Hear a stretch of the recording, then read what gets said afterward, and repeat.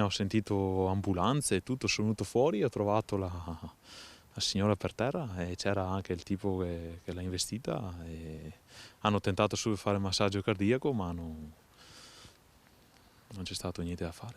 Era una brava donna e mi spiace per la famiglia, per anche chi l'ha investita, per tutti, il dolore è una roba immensa, insomma, no. Oggi siamo in lutto, ecco. È profondamente addolorato Andrea Marzotto. Era davvero a pochi passi dalla sua azienda agricola, quella dove lavorava da 2 anni Fuzia Ben Lenda, 49 anni, investita e uccisa da un furgone mentre camminava sul ciglio della strada. Era buio alle 7, un cielo carico di pioggia. Come tutte le mattine, Fuzia Ben Lenda era partita di buon'ora dalla casa di Solesino, dove viveva con il marito e 3 figli, e in pullman era andata al lavoro.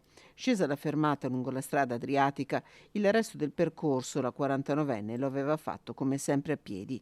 Gli abiti di colore scuro, la mattinata plumbea, forse la velocità.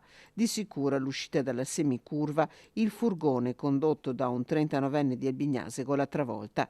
È stato proprio il conducente a far scattare i soccorsi, inutili purtroppo, per la donna non c'è stato nulla da fare. Una strada trafficata via Silvio Pellico, collegamento tra la strada Battaglia e il centro di Albignasego. Ma è una strada un po' dritta, lì c'è una curva un po' più avanti, stamattina sfortuna che anche i lampioni non andavano, fatalità, disgrazie, disgrazie, no, destino.